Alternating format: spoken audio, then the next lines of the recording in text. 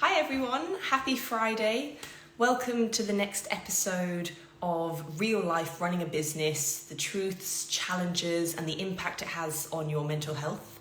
I'm super excited to do this with Ksenia and Tania from Supergood Bakery today, and it's all about right now. So we're not reflecting from a place of how I made it or success, but things that go on behind the scenes today. So I'm just going to add them in and can't wait for this conversation.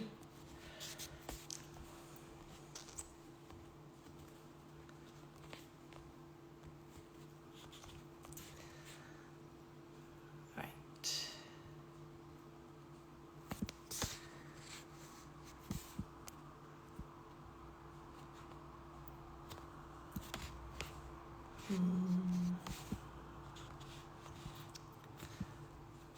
Just sorry for the delay. Can't seem to search them.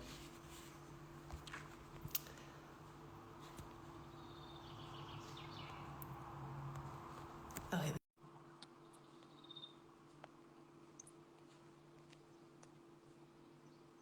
we go. Hello, hello. Hi, how are you? I'm good. I think Tanya will Oh, sorry, I can't hear you. best to reconnect just because let me just give me a second. Yeah, no, of course. I'm always still figuring out how these lives work with adding people.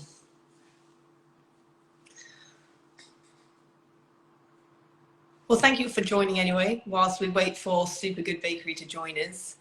I'm thrilled you're all here. Hello, I'm waving back. Hope you're all having a great start to the weekend and that your week's been okay. And yeah, really excited to get stuck into this conversation and just talk about everything that we don't really see on social media and all the challenges, but also highs and lows that always go a little bit unseen with self-employment, running a business. So it's going to be great to hear from their perspective as well. Hello, everyone. All right, let's try again. I might add.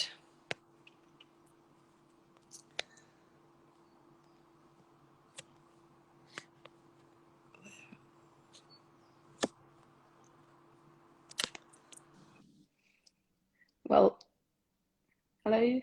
Do you want me to add Supergood Bakery otherwise? Yeah, because Tanya isn't super good and I'll be from my personal. Perfect. Okay, let me quickly add you in.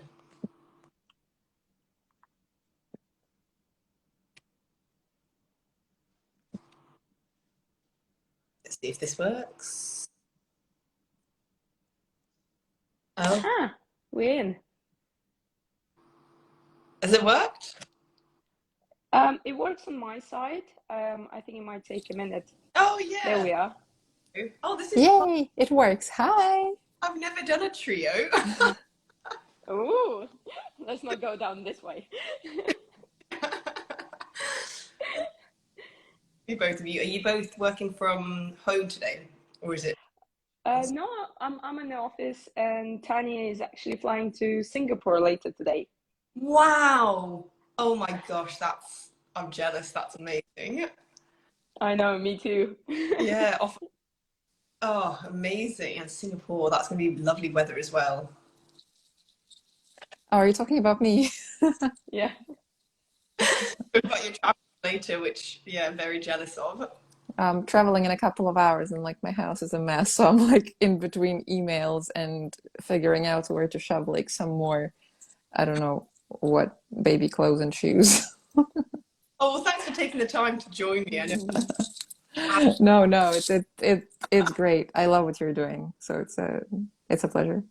Thank you. Well, I was going to say, just to give like a little bit of a synopsis behind what the conversation's all about, it's rather than reflecting on a place of like how we made it or success, it's kind of talking about like the right now of running a business and just the real life impact it has on our mental health, the truths that we go through, challenges, highs, lows. So it would just be great to talk to you guys about your experience and hopefully inspire all the watchers as well with some nuggets of information to potentially help them, and traits of self-employment that typically go unseen. So we'll get straight in, so that you can make your flight. But if you could both start by just explaining what Supergood Bakery is all about, why you started, the inspiration, just a little bit more information. All right, who goes? You're me, Ksenia. You go. All right. So we started Supergood Bakery about 5 years ago, and back then it was called Superfood Bakery. And we started because, Ksenia was fasting. We couldn't find anything that we could bake sort of quickly and easily that would be vegan friendly, but that would also be like natural with no chemicals, preservatives. And like we went into my nearest co-op and everything that was in there was just Betty Crocker. And then we had to look elsewhere, and like all like the entire kind of bakery aisle was just kind of like old school brands full of chemicals, full of sugars. And we were like, well, there is nothing else, and there was nothing else, so we were like, well, there's definitely, there needs to be space for this kind of product. And we started with a range of baking mixes that we still have, they're still completely natural, gluten-free, vegan friendly, made with natural ingredients, locally sourced where possible. And then our vision was always to have a range of bakery products in general, so we started with baking mixes, but then we have been trying and adding ready-made products, which is a whole different game, which is incredibly difficult. And we've launched one or two ready-made products before our current one, and it would go moldy on the shelves, and it was just not good. And our latest one, we've launched our brownie crisps. I should say relaunched it a few months ago after 18 months of trial and error and changing factories and recipes, and we are incredibly proud and happy. So yeah, it's been a journey. Yeah. Oh well, congratulations on the new launch as well. Great to hear that. Thank you. Gone really well. And I was gonna say, so I remember Ksenia meeting you at Partridges. Yeah, I was just about to say that. And that was good old market days. I don't know if I'm good old, but and I was gonna say at the time it was Superfood Bakery. So what changed the name? Well, we actually, after trading for a couple of years, you get to know your customers better. And we run extensive surveys with our customers, and we realized that superfood is not an element, the reason why they buy our products. So there was essentially no need for us to add any superfood to our baking mixes, just because the reason why people are buying us is because we are gluten-free or vegan or all natural, but not because of the superfoods. So, and then it was kind of tricky to market yourself a superfood if you don't have any superfood in there. So hence why the name change. And again, we paid a lot of money to explore all sorts of versions of our name, and at the end, we were like, okay, we'll just change one letter. But it's funny. It's one of those things where you go through hundreds and hundreds of different names, and then you just end up with something extremely similar, and you're like, really? Have we just done all of this to come up with this? I remember, it's so self-explanatory for Nutblend, because I remember thinking in 2015, and I don't come from a branding or marketing background, so I was like, I blend nuts, so let's call it Nutblend. And that is as far as my thinking went. And now I'm like, I probably should have come up with something a bit more exciting. But does it reflect my ethos, really? Yeah, so I remember when I went through a bit of a phase of, like you said, you kind of rethink about, okay, so what's the mission? How can we kind of tie this in? What's the customer buying it for? And then I came back to it and I was like, yeah, our whole thing is about being as pure as blending nuts. So I may as well just keep it as Nutblend. Yeah, I think it's a great name. It works. Did your audience know, like when you changed branding, were there any customers that maybe, did they think it was a new brand? Like, did they still recognize that it was your product? I think I would say 50-50. So you have some customers who knew it was us. Others, even my friends, because at some point we had two products on the shelf. So they would have Superfood and Supergood Bakery next to each other. And my friend would text me, he's like, I just bought one just in case it was Superfood. I wasn't sure if it was still you guys. So, but I think once you remove Superfood Bakery and then replace it, it becomes all clear. Yeah, because that's also anything with a rebrand, I'm sure you can appreciate as well. Once you change, there is that risk that customers they don't know, they think it's a new product because it looks different, and they might be like, is this what I used to buy, or is this just something completely new? So it's always interesting to know. Yeah. It's a very real risk. It's to be fair, it's more comes the risk comes not from the customers, but mainly from wholesalers. I mean, I don't want to go into too much details of business language and everything, but it's more because once you're in catalog and you change your name, then it becomes trickier. Oh, interesting. What and how? Like, could you delve into that a bit more? Yeah, so basically, like so there is an actual consumer who's a customer, but also, a store can be your customer, and a store can buy your products from a wholesaler, and they're used to ordering certain things with certain codes, and they don't even think about ordering it because it's on repeat. And then when you change your brand name, you change your code, and then that kind of drops off the ordering book. So that, so that can have a very real impact, and you may have to like go back to your store customers and reintroduce the product to them and be like, hey, this is still us, just a different code. It used to be 335, now it's 337, but it's still us. So yeah. So did you have to do that quite a lot? Did you have to go to a range of stores and kind of reintroduce yourself? We're still doing it. We're still doing it. Still doing a year later, still doing it. Still doing it. So it is, and it implies, it's a long slog to try and get into the retail side of things, I find personally. Yeah, so for keep it not blend. So as I was saying, where you are now then in your journey, when you first started out and you had the idea, would you say you're where you thought you would be in 2022? It's a difficult question. Yeah, I think to be frankly honest, we did have a plan, and we always have a plan, but plan never. Yeah, it's always we did not plan, like we have always had a clear vision in terms of, we always knew we were starting with baking mixes and going into ready-made baked products. That was always on the drawing board from the get-go. But I think, things like COVID weren't, and things like our first ready-made products taking 6 months to develop and then going moldy on the shelves after trying to sell it, that was not part of the plan after investing money in packaging and stuff. So, yes and no.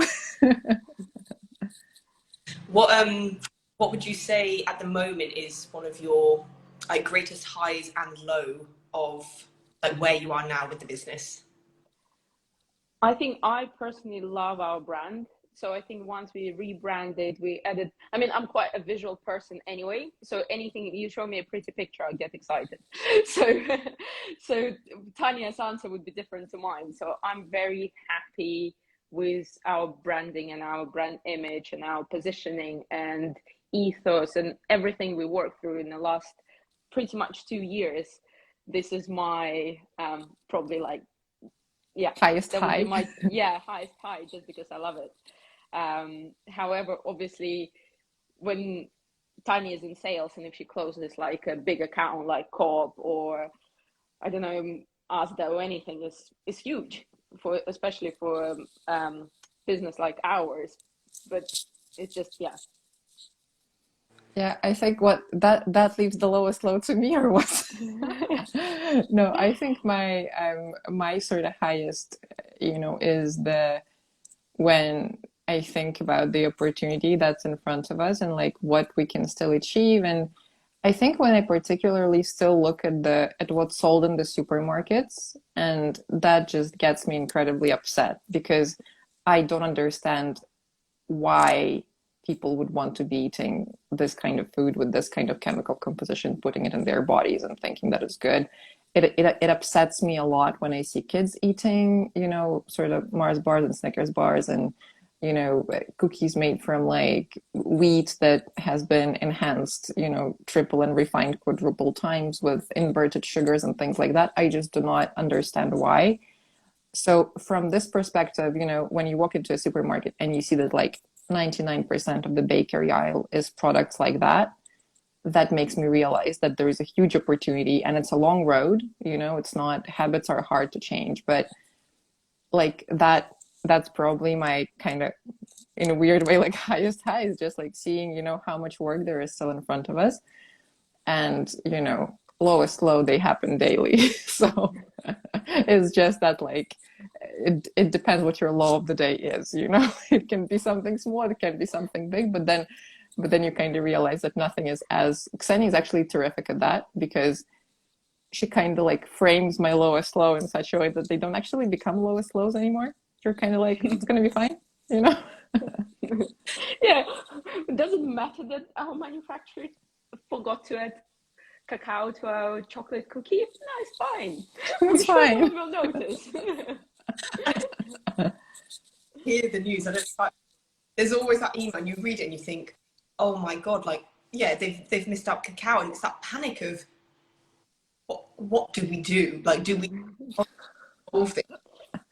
Yeah, and it comes down to you two to be like, so we could, like, do we unpack everything and like re-roll in with cacao? Like, how would you go about? The challenges are so spontaneous in a way, which makes it difficult. But also, I think your point of saying, like, when you see the supermarket shelves, I think that will relate actually to so many small businesses, because I have the exact same feeling when I look at the peanut butter shelf, and it's 8 different brands of peanut butter, and yet there's no room apparently for a flavored type, or there's no product that has blends of ingredients.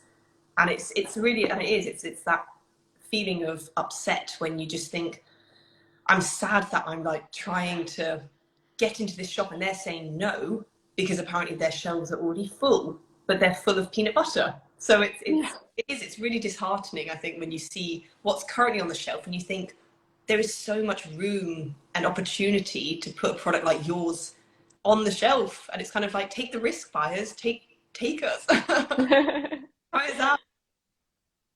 So no, it's difficult. And the branding though does also look fantastic. So yeah, you should definitely be proud of that.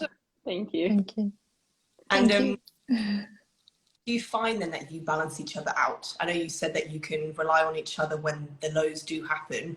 How's your relationship in terms of like the creative and the sales side? Well, I'm gonna start crying. Yeah, to be honest, I don't think it could have been any better, just because we are so different, but yet we are similar in our core values. So, and I think it's when one needs support, the other would be there. Regardless, actually, it's more than just a partnership in the business. We are like best friends, you know. So it's regardless whether it's going to be a bad day for whatever reason, we'll be there, whether it's a business or personal, you know. Mm-hmm. Yeah, it's like, you know, we're like each other's family, basically, because, you know, work is such a huge part of our lives. And like, you know, when we go on holiday together, it's, you know, it's 20% girl talk, 80% business talk of some sort. So, but, you know, that's what we do. And it's, you know, I'm incredibly grateful to have Ksenia be by my side on this journey, because it's, otherwise, I don't know how people who do it on their own do it. I think it's so hard, and honestly, like, hats off. I think it's so much pressure and just so much, like, I think, you know, it's always great to have someone, whether if you're a solo founder, you know, either you have an investor or, you know, or you have an advisor or a board member. But I think it's just so important to have somebody support you, because it's a difficult, you know, particularly I think there's early days when you just roll off excitement and, you know, you just kind of go.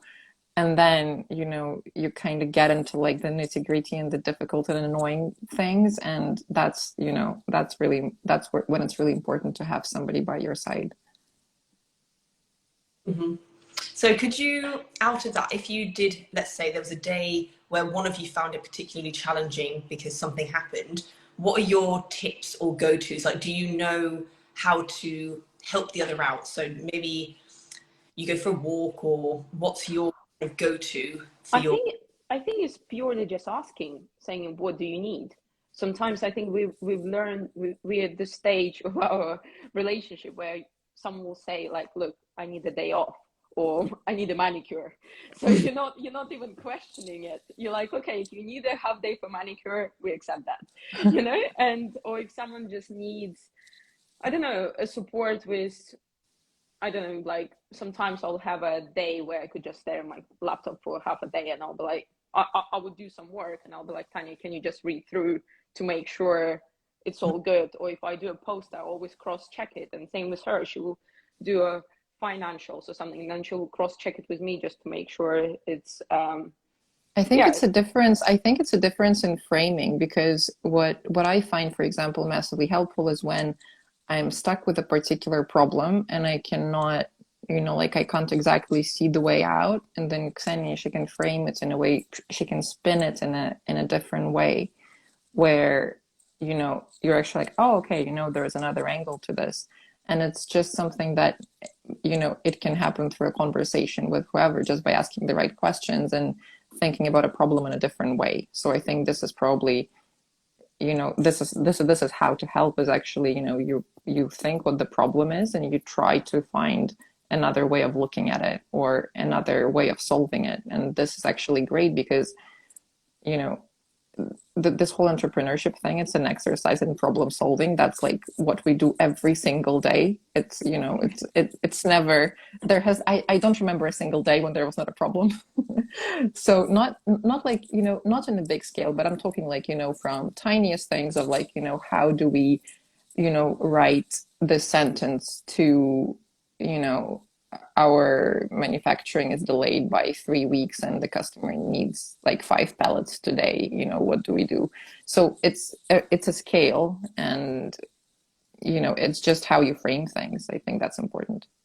Yeah, perspective change. I think that's really insightful as well, because sometimes you get so stuck in your head that it becomes this huge thing. And then as soon as you voice it, I sometimes find that even just saying what I'm thinking out loud, I'll suddenly come to the solution. So I'm like, oh, this and this. And then I'm like, oh, yeah, that makes sense. That's what single founders do. They start talking to out loud. To myself, yeah. But it's good to get that different point of view to help with the small things and also the bigger things that then do need a bit more attention.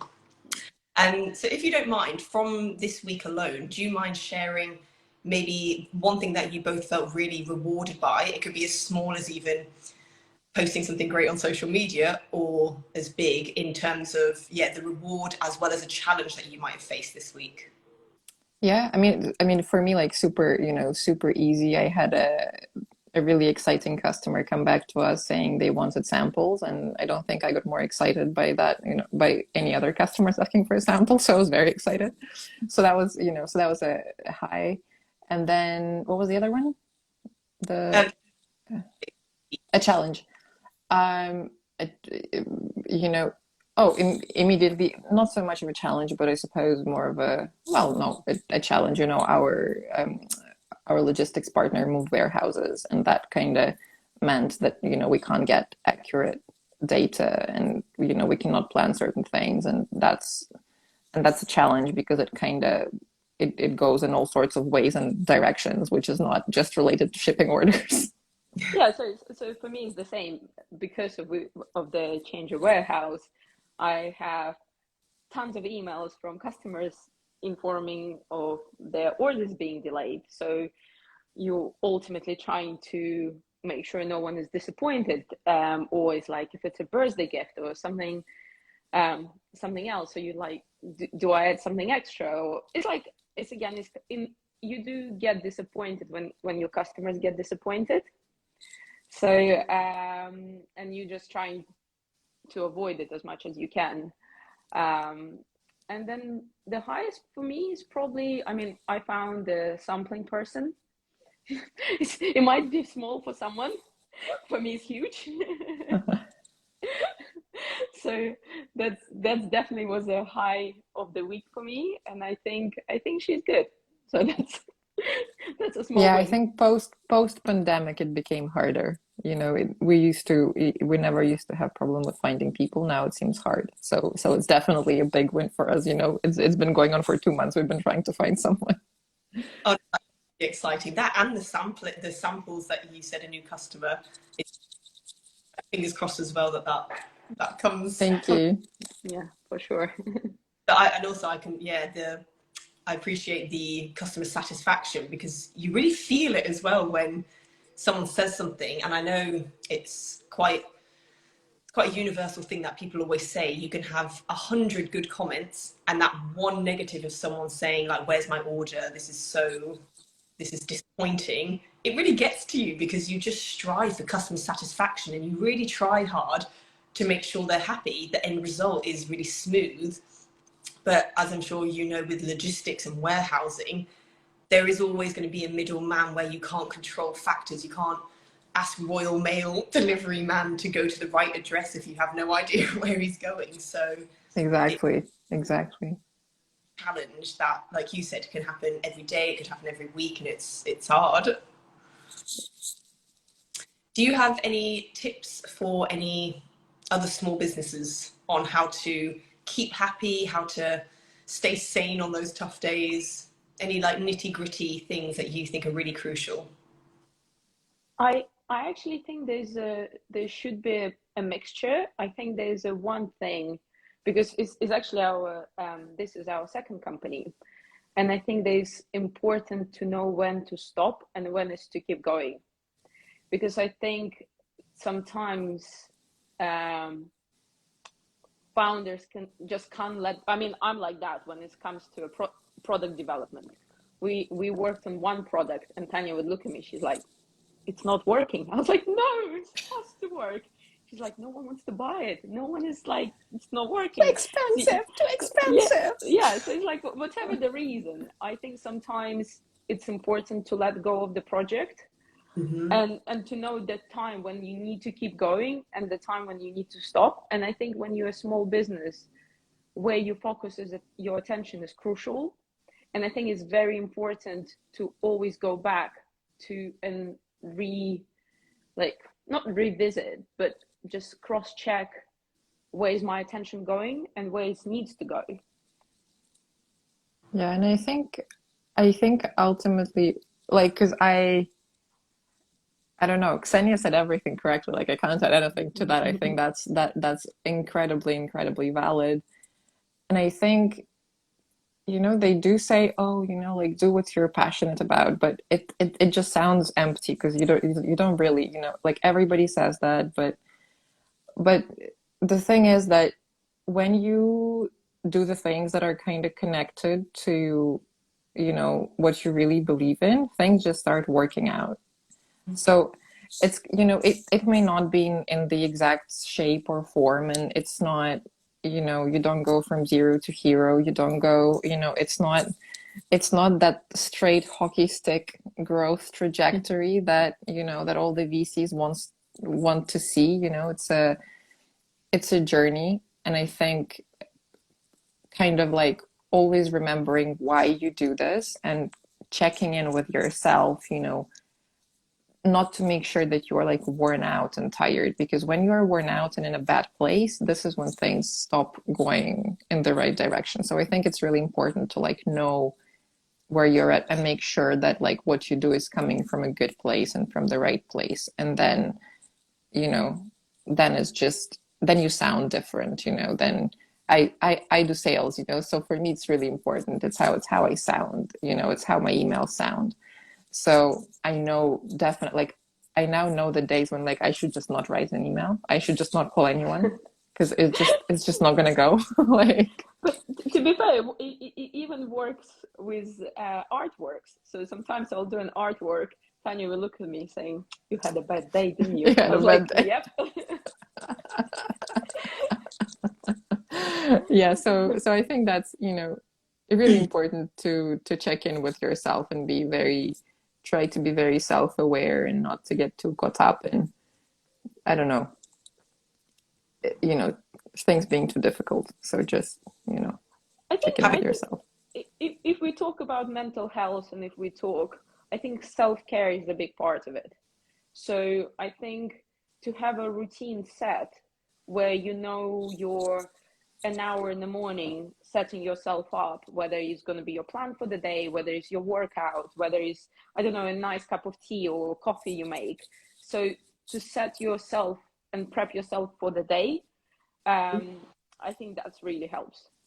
And if you don't mind me asking, what was the final line when you said with your first business? What made you both think we need to call this quits now? There was no revenue coming in. Difficult? Was it hard to say? It was at the point when there was no really other way. Like, it was so clear that we have tried everything. And, we have pivoted, 2 or 3 times, and we are exhausted. When we are exhausted from looking for that single, kind of hit with the market, and it's just not there, and we physically cannot continue. Our mental health is not there to allow us to continue. This is when it was time to stop. And then we went on I remember it so clearly. We're like, we'll take a break. We'll go to Florida for like 3 weeks. We will look for ideas. And then no ideas came. We looked, no ideas came. And then they came, then it just came completely out of the blue because Ksenia wanted to bake a lemon cake, and it tasted like cardboard at the end. And this is what led us to Supergood Bakery. So, it's yeah. Yeah, and it's hard when I think you have those moments of not self-questioning, but you feel a bit, is this the continue? You have to wait. I know people you hear and they say, follow your passion, do what makes you happy. If it doesn't, in the end, it's horrible to say, but like if it doesn't bring in revenue, although people again say like it's not about follow your passion, money comes. If it doesn't, it is actually something you have to weigh up because it's not sustainable. Where's the security? Where's the stability? And I think that it's a really hard point in business, because also I think when you get to that point, nobody voices it because it's quite scary. It failed, which it isn't a failure because it leads to other things. But even I'd say for the past couple of years with COVID, I'm not sure if you noticed, but I will remember brands and think, oh, I wonder what they're up to. And they just don't anymore. And it's as if they've just left without anyone being able to say, you did such a good job. You really like to celebrate what they did, but maybe it got too difficult. We just see them disappear. And it's such a shame that they didn't have a platform to voice their difficulties. I'm really proud of it. It just, Yeah. hard I point. think we're definitely in a culture that celebrates, that does not give enough value to that kind of experience, because it's such a valuable experience. That failure is what allowed Ksenia and myself to build Supergood Bakery to the level where it is at today. And we could not have done it without that experience. So there is a lot of value in things that come with, negativity and pain in some way. I remember I was at the talk, and the guy from founder of Fuel, the meal replacement company. So he is actually his third company. So he said, first one failed, second one I sold for a little bit of money, and this one is booming. So I think you do learn from different things. Like, I'm not saying let's all have 3 companies, but I'm just saying if it's a first company, it's natural to take slightly longer than the second one and the third one, because you've already been through a journey, you know what works, what doesn't. It just happens quicker. That's all. And it is true, because I think for sure. if I was that I then would way further along. But there's even like over the past 3 months, it makes me think, like, do I want to be doing this for another 6 years and know that 12 years and I could be in a similar position, because it's business is risk, it's all a risk, you don't know what's going to happen. And I think that was really hard to sit. You have to kind of weigh up everything of, yeah, does it bring in like happy fulfillment and sustainability to ensure that I can do this for the next X amount of years, that I don't know where I'll be. And that's a really interesting, like kind of scary point when you're like, I don't know what's going to happen next. So, but that's why self-care is important, right? So once, because there was I think it was, I don't know, take a couple of years back, we would go to an office and we'll sit there from 9 till 5. It will be like a proper 9 till 5 job. And then we're like, why are we doing this? Mm-hmm. Well, that's the whole point of having your company, is that it gives you flexibility. So if you work your best after a manicure, go have them every morning if you need to, you know? So that's, it's all about having a focus on the right thing and just give the best. Like, essentially, you want to thrive for your best performance, because I don't believe people who work from 9 till 5 actually do their best job. I think they spend most time on Facebook anyway. Yeah, for sure. For sure. So this leads me nicely actually into the last couple of questions. Would you say, and this can be like separate answers as well, running a business makes you happy? Yeah, I mean, for me, for sure. I think it's kind of is part of your identity, right? So it's kind of, are you happy with yourself? Yes, I am. Obviously, I have good days, I have bad days, but overall, I cannot imagine myself being employed. Like, I can't. I'll be like, what do I do? Yeah, same. It makes me very, like, it gives me, purpose and fulfillment. So, I mean, yes, it does make me happy. Like, does it make me sad on some days, and is it hard mentally? Yes, it is. But, I don't think I could be doing, I have worked for somebody else before, and I think it's fantastic when you can find a company to work for that can really match your skills, that can really match your passion, that can really, then, by all means, go and get employed by that company. But, I think when you do your own business, you have a very unique opportunity to actually make it what you want it to be, and to tailor it to what you want it to be, and to only do what you're good at. I mean, give or take, we're still working on that, but I think it's a unique opportunity, and if you can find a way to make it work, then, you will definitely be happy. You're not going to be, walking happy 100%, every single day, 365 days a year, but on a very deep level, yes. Oh, that's really nice. And then final question, which leads off that, feel successful? Sorry? Do you? This is a funny one, because it comes to, like, what's your definition of success? And I have actually asked myself this question recently. And when you frame it in a way that, what do I think success is? And at this point in my life, I think success is doing something meaningful. Success means I know that I'm doing it well. I am proud of what we are doing. And I enjoy doing it, and I have good energy in me to continue doing that. From that sense, I think, yes, I'm successful, we are successful. So, if you think, are we a 12 million pound company yet? No, we are not yet. But does that mean you're not successful? Not in my head. Mm-hmm. So it depends how you define it. Yeah, and I think that's really nice. I think it's really nice to set your own definition of success as well, because how we tend to see it in culture is very much after, like, be hitting this amount of revenue, or well known to all these different lectures.